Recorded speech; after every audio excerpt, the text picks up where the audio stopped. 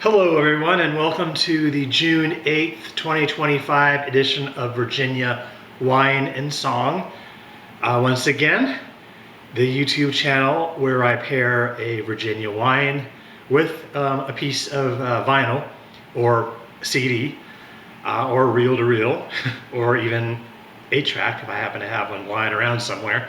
Anyway, from the classic music era, which I'm going to repeat myself, but if you've never seen this video before, these musicians and these artists and bands I consider to be part of the classic period of pop and rock music, which I consider to be 1964 to 1999. And there's plenty of good stuff that was after 1999, but a lot of it started becoming a little bit repetitive to me, and some of the genres started kind of taking front and center and taking a lot of spotlights off rock and pop music. So I decided to kind of like stick with that period of time. So today we're going to pair Virginia wine along with an album, a really good album from the 70s. I decided to stick with the 70s this time. And once again, I try to make a connection between the wine or winery and the artist who I feature in the music part of this segment. So I'll try to do the same, and I think I did an okay job this time. We're going to talk about the wine first. I'm going to try to move a little faster. This particular winery is probably one of the biggest producing wineries in the state of Virginia. And they've been around, I think, since the 70s. Since at least the late 70s, maybe the early 80s. I'm not really sure when their tasting room opened. But they're located in Barboursville, Virginia. But I'm not going to be talking about Barboursville Winery. Barboursville Winery is a well-known winery, and I'll talk about that maybe in another segment. But today I'm going to be talking about Horton. Horton Winery. Horton Winery is named after Dennis Horton, who is the founder and the original winemaker of Horton. He passed away a couple of years ago, I think maybe 8 or 9 years ago, but he's definitely one of the pioneers of the Virginia wine scene. Horton Vineyards is still in operation, and I'm not sure if it's a family member who's operating it or if it's somebody else, but they're not far from Barboursville. You can actually bang out Horton Vineyards and Barboursville Vineyards the same day because they're like a mile or two apart from each other, near Gordonsville, which is in Orange County, Virginia.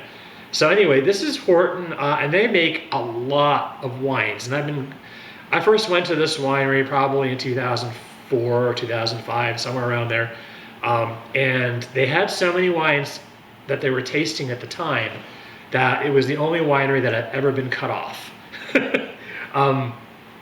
I started with the reds, and I had a couple of the reds, and they had a different area of their tasting room that was devoted to whites. And I had a few whites, and then they asked me how many tastings I had, and I told them I think I had 8 or 9. And they said, well, we can't serve you anymore.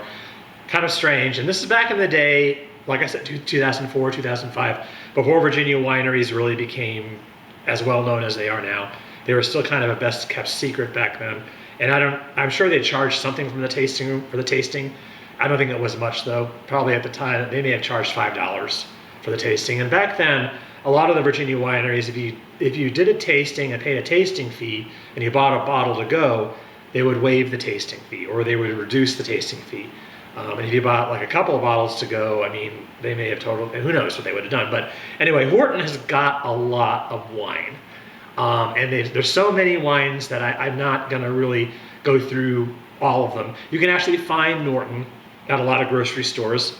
Not Norton, Horton. Horton.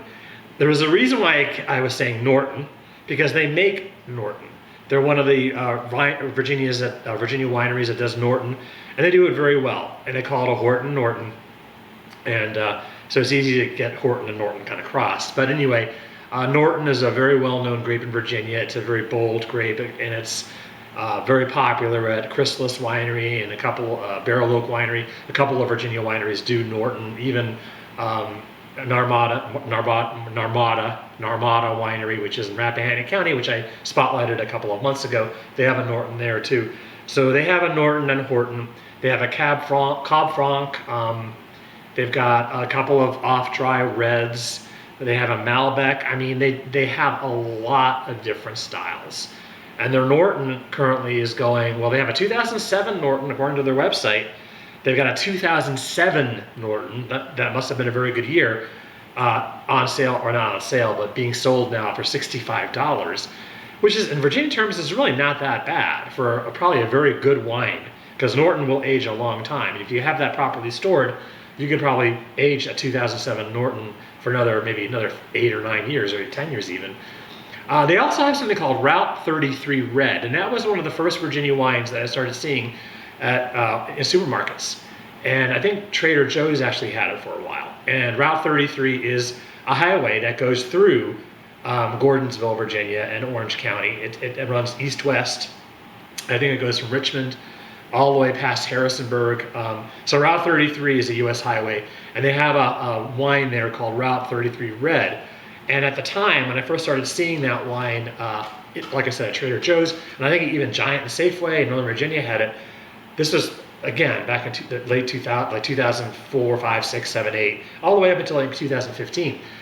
You can see Route 33 Red everywhere. It's a table red, a very good dry table red. And I think I saw it as low as $7 back in the day. $7. For a Virginia wine, $7 is quite something. Now, I don't know where their grapes are from. It's possible that they got their grapes from other states besides Virginia. They just produced the wine in Horton.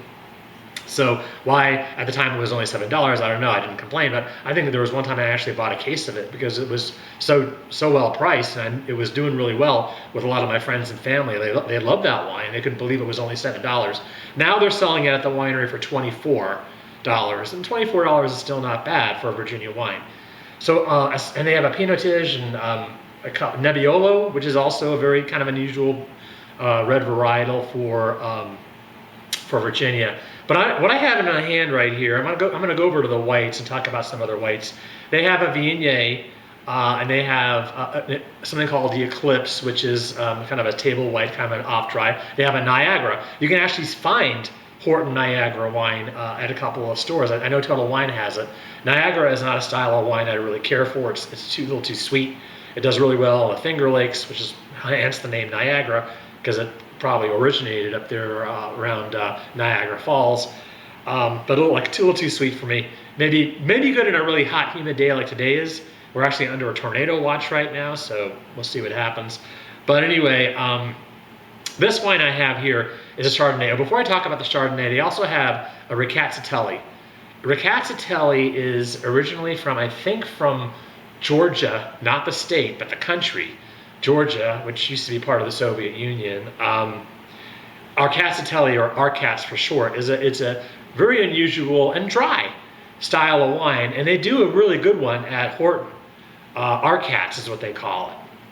And they are a cat winery. I'm not sure if they have cats at the winery, but they've got a couple of wines that have cats in the bottle. The Rkats, of course, because that's what they call their Rkatsiteli, Rkats, and there's a little cat on the bottle. This is the Black Cat Chardonnay. This is another one that's priced really, really well. You can get it for $24 at the winery. I think at the store, I got this at the store, I think it was like $26, maybe $27, marked up a few dollars, but it's actually a really good everyday Chardonnay. Again, with so many Chardonnays on the market from all over the world, I mean, you could buy a Chardonnay for as low as $7 if you want to go like Dark Horse Chardonnay or Cupcake or Barefoot or one of these mass producers for $7, and they're actually pretty good. And you can, of course, get a slightly higher quality Chardonnay like a Kendall Jackson, which are usually, if you get them on sale, you can get them for like $14. So $24 for Virginia, you know. But again, for Virginia, it's all about the experience for me, and it's all about supporting Virginia wineries. And this is the Black Cat Chardonnay. It's a very good, kind of a little bit of touch of butter, a little touch of oak, but not too much. If it had too much butter, I wouldn't be able to drink it because I don't like buttery Chardonnay, and I don't like really oaky Chardonnay. But this is just kind of right on the cusp. But it has enough fruit-forward elements to keep me from, like, you know, gagging when I drink it. If I drink a wine that's called butter, I think there's a wine Chardonnay out there called butter popcorn or popcorn. It's got a popcorn thing on the label, and you know it's going to be buttery. And a lot of people love that. And that's fine. You know, you like what you like. But I'm not really a big fan of that. This Black Cat Chardonnay is really just great. They changed the label. They used to have what I thought was a little classier label. It was script. Black Cat Chardonnay was actually written in script, and it was a nice profile of a black cat that kind of took up the entire bottle. So That's gone. I mean, they've got this new bottle now that's a little more playful. The cat is still black, but it's looking a little more mischievous than the previous label, where it was actually looked a little majestic in the previous label. But anyway, a really good everyday wine. If you go to the winery, every now and then they have it on sale, especially if if there are bottles they're trying to get rid of, like an older vintage. You can usually get a couple of bottles. I think I was at Horton Winery about 2 years ago, and they were trying to get rid of one of their older vintages of Black Cat Chardonnay with the original black label, with a classy cat on it. And I think they were selling them for like $9 or something. So I ended up getting like 6 bottles of it. So really good, very good everyday wine. You can't go wrong there. Like I said, a lot of wine. You're probably not going to want to try it all, because you don't want to mess up your palate too much by trying too much wine. If you want to just try the reds, do the reds. If you want to try the whites, do the whites. But I wouldn't recommend doing both, because there's too much for you to process. Plus, you may get cut off. So anyway, Black Cat Chardonnay, definitely worth checking out and trying. Now, what goes with this? I said at the beginning, I try to match the wine with an artist or with an album. The last episode of Virginia Wine and Song, I covered an album that was produced by Richard Perry. Richard Perry was a very well-known producer in music circles. He produced Harry Nilsson. He produced the Pointer Sisters. I think he even produced possibly Bruce. I don't think he produced Bruce Springsteen, but he was very prolific. Boz Scaggs. I think he produced Boz Scaggs. So he was really well sought after in the 70s. And he passed away last year. He passed away on Christmas Day in 2024. And I really liked him. And I saw a documentary that featured him extensively about Harry Nilsson, and he was very thoughtful about his friendship and collaboration with Harry Nilsson. It was very touching. So I was sad to see he had passed. I think he passed of a heart attack, but I think it was a heart attack. I think he was a smoker. But anyway, so what we're going to talk now is we're going to talk about another album that Richard Perry produced. And this particular album is by Carly Simon. And the reason I picked Carly Simon to go with this is Carly Simon has made it known numerous times that she loves cats. She adores cats. Most musicians do. If you look up, why musicians like cats so much, and just Google musicians who love cats, and you'll see like John Lennon, Joni Mitchell. There's a huge list of artists. Carole King, Joni Mitchell, Carly Simon. I'm going to put those three together because those three women really defined 70s singer-songwriter rock. I mean, yes, James Taylor did as well, and Jim Croce and some of these other artists, but I'm going to give it to the ladies of the canyon, so to speak, because I think they all lived in Laurel Canyon. Carole King and Joni Mitchell and Carly Simon. And this album was produced by Richard Perry, and it's called No Secrets. This is one of the best sounding albums I think I've ever heard. It's just the musicianship is great in itself, but it's also recorded magnificently. I mean, it's just it's just a stellar recording. You can play it on vinyl, you can play it on CD, on tape, cassette tape. It actually was remastered recently by Mobile Fidelity, MoFi, and they remastered it, but it was a limited pressing. They only put out, I think, maybe 4,000 of them.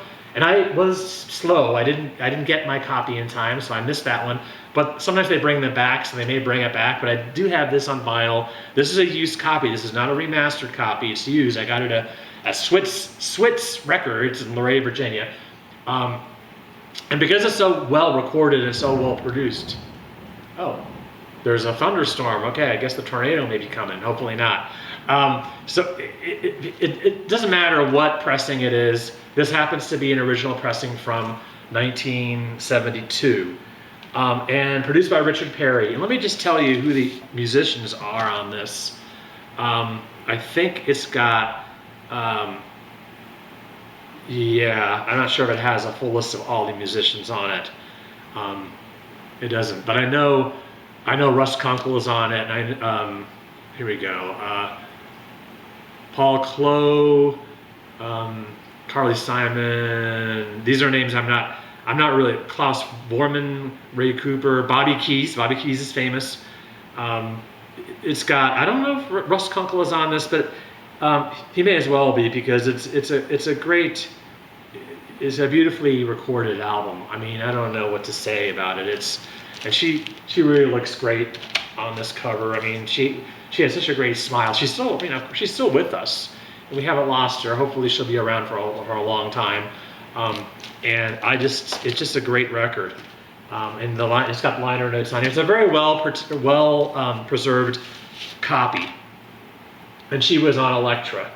This is the Elektra album, No Secrets. And this album is known for her big #1 hit is You're So Vain. You're So Vain. To this day, people are still trying to figure out who she's singing about. Some people think it's Warren Beatty. Other people think it's Elton John. I've heard other theories. Paul McCartney has been mentioned. I believe she's talking about David Geffen, who is a big producer and had his own label, Asylum, which is part of Elektra actually. But anyway, this is the Elektra label, the one that they had in the early 70s with a butterfly on it. And if you had a single, if you had You're So Vain as a 45, the butterfly was actually a caterpillar on the 45. And you have to be of a certain age to know that, because it was really fun to see that kind of artwork on labels. So anyway, this is a great record. It's got You're So Vain on it. The other hit from this album is The Right Thing to Do. And it's got the Carter family. His friends are more than fond of Robin. She's very, very personal in her songwriting approach, very similar to Carole King. Like I said, Carole King, Carly Simon, and Joni Mitchell. Those are the three that, and Linda Ronstadt. Well, Linda Ronstadt didn't write most of her songs. She covered them, but Linda Ronstadt, of course, was a wonderful artist in that era too. So check this out. Get your bottle of Black Cat Chardonnay and enjoy it with a bona fide cat lover like Carly Simon, and you'll be in for a very fun evening. Thank you for watching, and we'll see you next time.